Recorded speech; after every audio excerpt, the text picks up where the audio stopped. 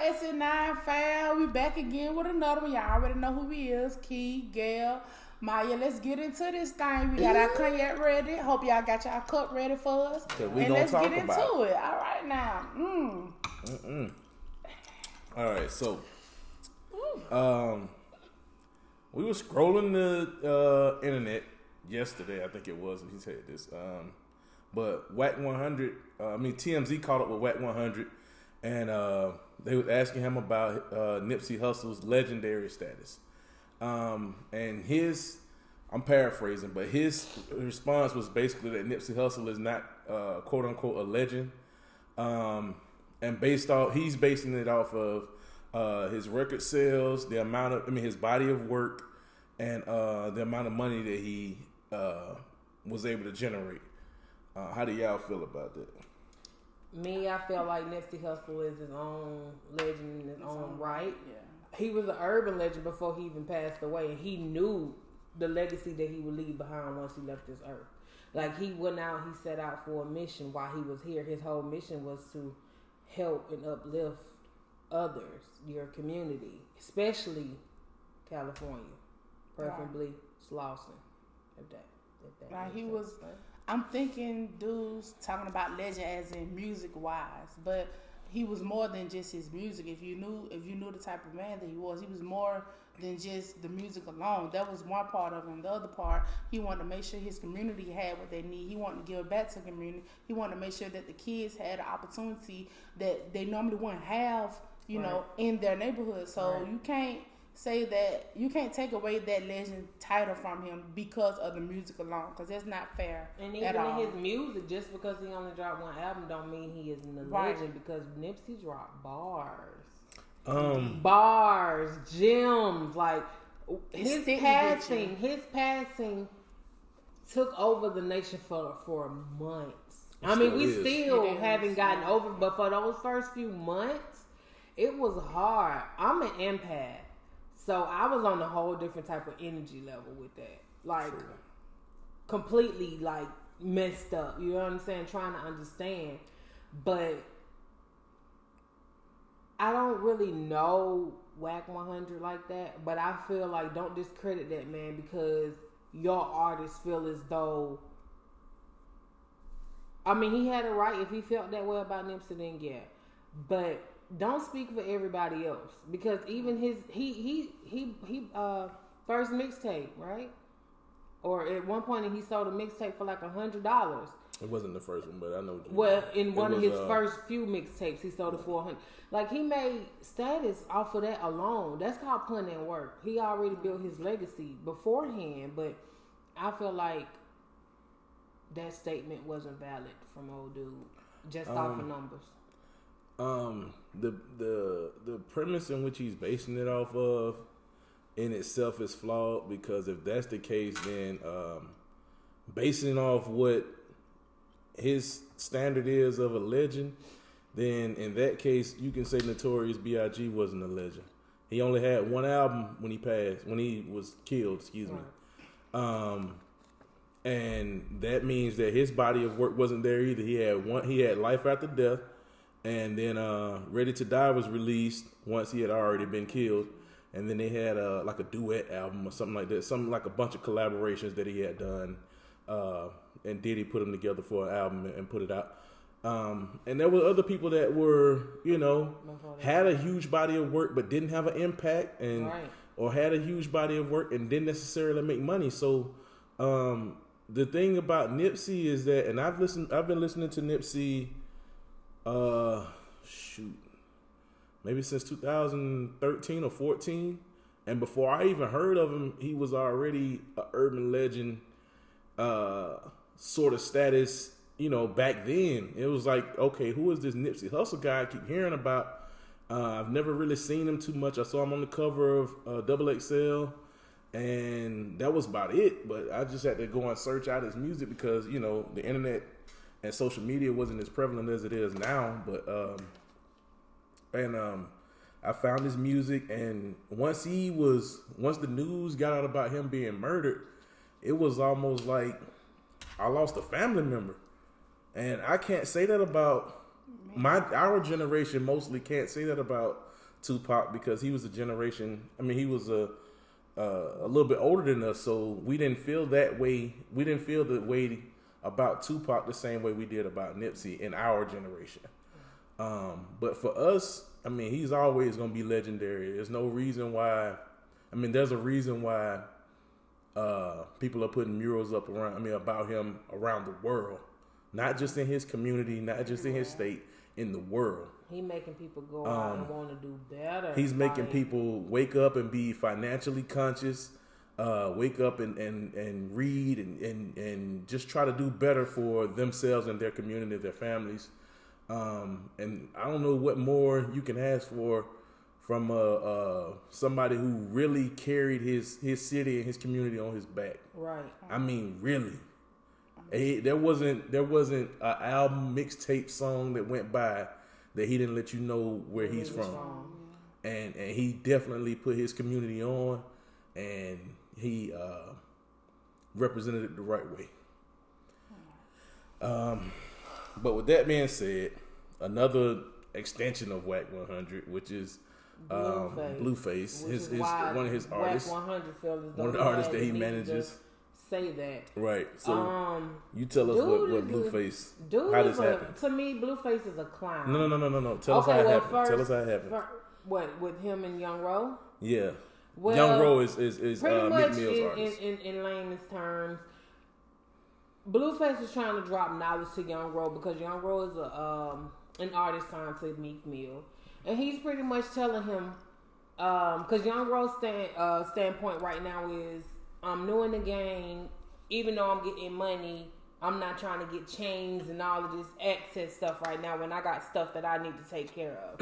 His whole point is my mom is not even in the house. I got a grandma on dialysis. I have so much other things that I need to take care of before I go and get a chain.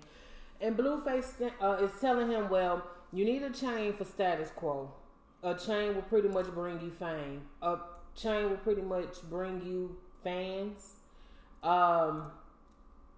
Pretty much it'll solidify your spot in the rap game. I don't really know how I feel about that for the simple fact I see where he was coming from. Don't get me wrong. If you're thinking about it in popularity, because he's pretty much just telling him if you get a chain, that's how you're gonna become popular. Blueface is a rapper that comes up in the internet era, which means it's all about flossing. It's all about what you have, what you can show, what you can prove. And Young Ro he's new. In the way he makes me feel as though he got the old school rap vibe. Because he said, once I put my people where I need them, I got me. Don't worry about what I got going on. And it's not that he feel hit by Blueface words. Young Ro's just like, why you so bent out of shape? You're not exactly the perfect role model. Why you so bent out of shape about what I got going on? Why does my words affect you so badly? Right, what you? You know, I mean, like I said, it's a new age of floss and everything like that. But here's the thing: having those chains and this, that, and the third is not gonna bring you it may bring you some more followers, but if your fans gonna stand behind you, your fans gonna be behind you regardless if you have a chain, if you don't have a chain. And most of these artists is now the old, let me say not these artists, but older artists that had those chains that did all that, they end up going in bankruptcy because they didn't know how to take care of their money. He's thinking night. I'm not thinking about tomorrow. I'm thinking about, okay, let me go ahead and make sure my family is straight before I even go to this flashiness, because that's not gonna help me if my grandma on dialysis and she need this, that, and the third, but I got this chain around my neck. What sense does that make? Come on now, I understand you just gotta think about things, and a lot of our generation they want to see that flashy. Oh, I'd rather pay $100,000 for a car and stay in my mama's basement than to get my own place and drive a Honda. Like I said, I feel what Blueface is saying as far as popularity is concerned. And it's so sad how easily these rappers come and go. Right. And it's because but you know what though? I applaud them for getting how they live right now, because this fame ain't guaranteed forever. It comes and It goes fast. And when you get it, you need to make sure if you get the opportunity to get it, make sure everybody around you is set up straight so you don't have to worry about, oh damn, I bought a chain. I should have went ahead and did this and third instead when the money is gone and that fame is gone and nobody know who you are and you're working at Walmart saying, do you want paper or plastic? Don't be stealing from the checkout line. You know what I'm saying? I mean, I feel you. The thing about chains, and I mean, it can be looked at many ways. Back in, I can't say how many years ago it was, but back in the days of kings and queens in Africa, that was one of the things that they were, that was a status symbol. The more gold and diamonds that you had, I mean, not diamonds, but because diamonds were technically worthless, but the more gold that you had, the more jewelry that you had, rubies, emeralds, things of that nature. It was like a status, power, a show of power. It was a show of wealth. It was a show of, this is my status as opposed to yours. And then, you can also look at it as being something that record labels use to mentally, weigh down artists. So it can be looked at several ways. I think Jay-Z said on a song on the, what was that red album? Kingdom Come. He said, I brought the right watch, not the bright watch. And that is very significant because you have watches that these guys go out and these rappers go out and buy, and they do what they call busting down, and that's just putting a bunch of diamonds on them for no reason, and that really takes down the value of these expensive watches that they're blowing money on, as opposed to half of the diamonds that they get aren't necessarily. The value of diamonds aren't really the same anymore. Well, that's a whole nother. That's a whole nother topic.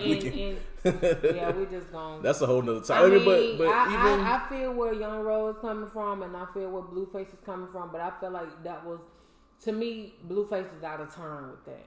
I mean, I can't say that he was out of turn because. And the reason why I say that, but in his mind, he probably think he was, genuinely. Yeah, he said he was giving advice. Because I didn't see the video. Yeah, but in his mind, he might have been, really genuinely trying to give him some advice because that's what he values. But my thing is, you came before him. Give him something else knowledgeable besides drugs. But maybe that's what he values. That's all that Blue, because he did say that inside the message. Yeah, that might be what he values. That is so crazy. I mean, different strokes for different folks. And Young Roll's like, okay, what do you have to show for it? Where are your investments? Where are your XYZ? Blueface just dropped stacks and stacks and stacks of money. Like, and see, that's the what thing is, like, he's like, I'm not broke. I got like. No, like, you are broke because if you're not mentality wise, he's very. You broke. know what? The status quo of being broke and being rich and wealthy is going up now because. Even with the new Forbes list, as far as to be considered a billionaire, you have to have $2 billion now. Right. So there's a lot of people whose net worth is over $1 billion or right at $1 billion that aren't considered billionaires when it comes to Forbes. So the money, that little bit of money that Blueface thinks he has now, is not really, it's not really any money, and it may be $10-15 million. I don't know what his pockets are looking like, but if it's not $20-30 billion, then that's no money. Like if Bill Gates woke up tomorrow with Blueface bank account, he'd jump off a building, and that's just bottom line. Right.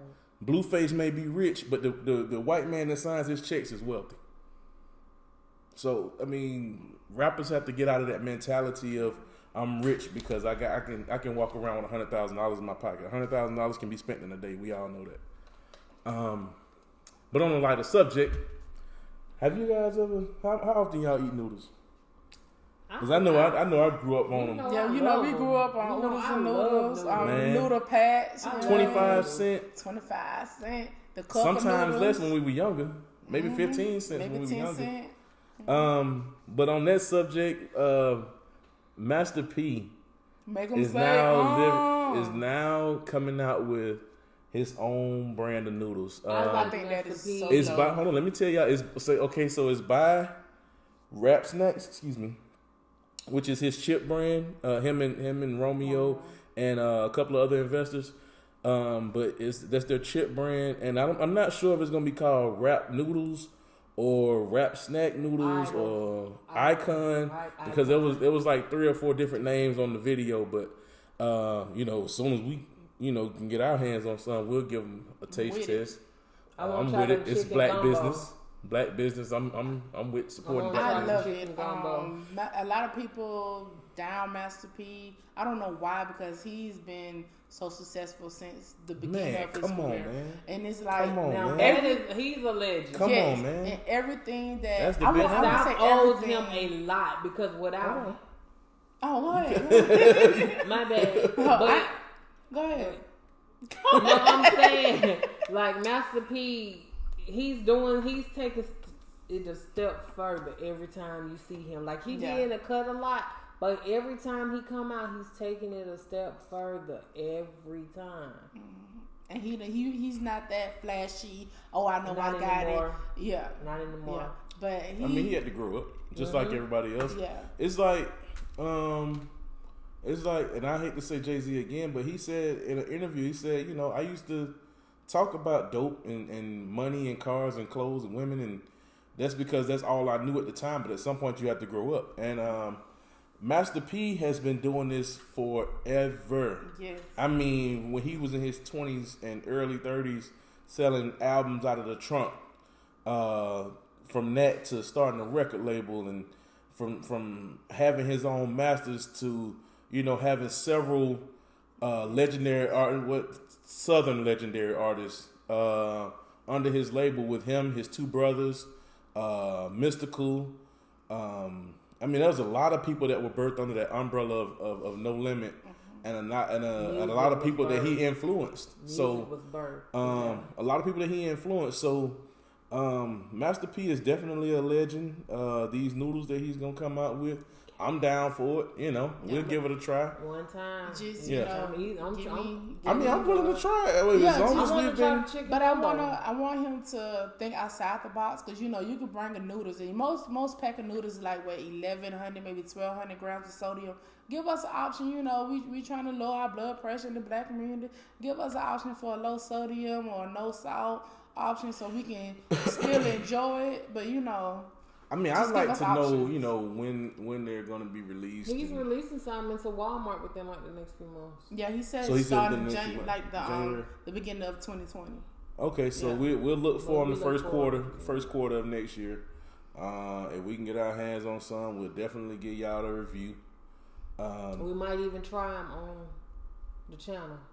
Yeah, we're gonna definitely try them on the channel. If we can get our hands on something, we're definitely gonna make a video about it, and we'll talk about it. As far as and along the same line of taste testing new items, McDonald's is throwing their hat in the ring of the chicken sandwiches. I mean, you know what? Nothing gonna ever beat that chicken sandwich to me. Who else can? Maybe Church's. Blah, I don't think I would want to try that. That'll be too bready. It'll be too greasy. I might try. Church's chicken is already greasy by itself. You're gonna be sick eating the chicken sandwich. Who else? KFC. KFC already has a sandwich. Yeah. And they said they've had a sandwich for a while. Low key, Zaxby's sandwich is like, come on, man. That Zax sauce? It's just something about it. Like, you got a variation of bread. I know a little crazy that all of us chicken tenders, chicken. Zaxby's chicken, period. Just can't go wrong. It might be Zaxby's chicken tenders might be the closest rival to Chick-fil-A. I put Zaxby's over Popeyes. It's like I tried it again, but since I tried it earlier in the year, I had to put cheese and barbecue sauce and mayonnaise to make it taste like something. They chicken sandwich no more than. I mean, I still haven't tried. I'm not a big chicken sandwich person. I love chicken sandwiches. I had a lot of them little Mac chicken patty type things when we was younger. In high school. Yeah, I mean, elementary school, middle school. So I'm not a big chicken sandwich person. I do like Chick-fil-A, but it's not something that I just wake up and be like, man, I want a chicken sandwich today. Right. So, I mean, I'm not in a rush to try the Popeye sandwich. I probably won't be in a rush to try this McDonald's sandwich, but and they said if y'all want us to, we'll If y'all want us to, we'll get a couple of. Y'all can tell us down in the comments. They're coming out tomorrow, right? Yeah, they have. They're trying them tomorrow in two cities. Houston and Nashville. Let's see. What's the description of them? One of them is just the chicken sandwich, the classic, bread, tomato. The bread, pickle. That's it.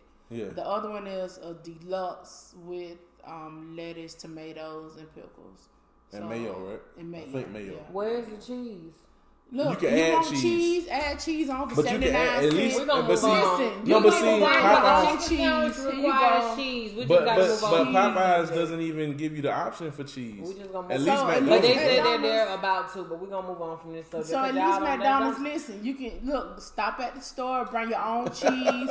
Be like, look, hold on before I pull out. Let me put my cheese on it. Don't judge me in the drive-thru. Put my cheese on there. Y'all put it in the microwave. Right, or something. Warm it up for me. Don't make it too hot though. I don't want to burn my tongue. So yeah, we'll keep our eye out for that. If anybody else throws their hat in the ring of chicken sandwiches or whatever, I don't think anybody else left. I'm over it. Right. And what about this? What about this lawsuit for Burger King? Don't. You know what? Who would go for a vegan sandwich at someone that sells artificial food? You know that grill ain't clean. You know you already know it's Burger Burger King. Impossible. Burger King. It's in the name. Burger. So how do you expect? Why would you expect Burger King to actually cook the Impossible Burgers on a different grill than they cook their meat? They're not going to go through that process. Right. I'm sorry. They actually have small print that you can read that says they're cooked on the same exact grill. So if you was expecting if you're that vegan, and I don't understand why someone that vegan would go to somewhere like Burger King. They're not real vegans. Yeah, because you already know they're selling meat. So it's going to be cross contamination. Period. As far as I know, the only thing in the restaurant that was vegan is the lettuce. But the vegan patty. The vegan patty. Right. Is tomato considered vegan? Is that anything that's not lettuce, doesn't tomato, have a mother? Lettuce, tomato, and the vegan patty. That might have been the only thing. Pickles or something like that. That vegan patty probably wasn't even all the way vegan. But I don't know what it was. I'm Impossible Burger, so their brand is considered. Yeah, Impossible brand. is a brand. It's not just like. But my thing is. Yeah, I mean that's what I'm talking about. Impossible is a brand. Yeah. So it's kind of like Burger King was buying the patty from somewhere else and just cooking it on the same grill as they were cooking the beef. But that's like anywhere that you go, in of these restaurants that's not technically vegan restaurants, they're going to be cross-contamination. They're cooking it on the same grill. They're cooking it in the same oil. So I don't understand how you would expect. Lesson learned. Come on now. For anybody that's vegan, stop trying to get vegan food from a non-vegan fast food restaurants. No, it can be a vegan fast food restaurant, just not go to your local vegan. Not a non-vegan restaurant. Yeah, go to your local mom and pops vegan spots, and try some vegan food there. Don't go to the Slutty national, vegan. Slutty what's the name of the? Slutty vegan. That's a vegan place on Peachtree down by the Shakespearean Theater. I can't think of the name of it. I don't know, but anyways, there's several vegan options. There's many vegan options. You don't have to stop by a fast food restaurant if you want something vegan. Stop and get you some fries somewhere. Not McDonald's because they're cooking in beef fat. But stop and get you some fries somewhere else on your way to a local vegan spot and be done with it. Don't stop at Burger King. I'm sorry. It was for people that want to be conscious and want to try vegan options while they still eat meat. That was the main reason to come bringing it out. I get that premise because if you're a vegan and you're in a family of non-vegans, then you don't want to feel excluded when they go to Burger King. So maybe you pack your own lunch though. And I get that, but if Burger King has a vegan option that you can enjoy or that you feel like you would enjoy, then why not? And I can see the money grab on. I can see the money grab on Burger King's end too. So. They see the explosion of veganism in our present culture, so they decided that they wanted to throw their hat in that ring. So I can understand both sides, but from here on out, please, people, just don't get vegan food from a non-vegan restaurant. Yeah, but I did have the burger, so I want part of this lawsuit. Just how much? Like $1, $2.50. But they might give you your money back if you got a receipt. I can find a receipt or You whatever. gonna make up a receipt?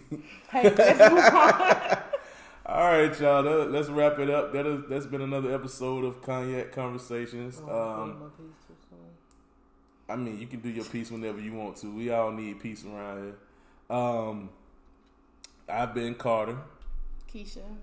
Maya. And make sure y'all like, subscribe, hit the bell on the side so you can get all the notifications, share, comment, and just tune in for the next video. We'll probably have 2 coming within a couple of hours or within a couple of days or so.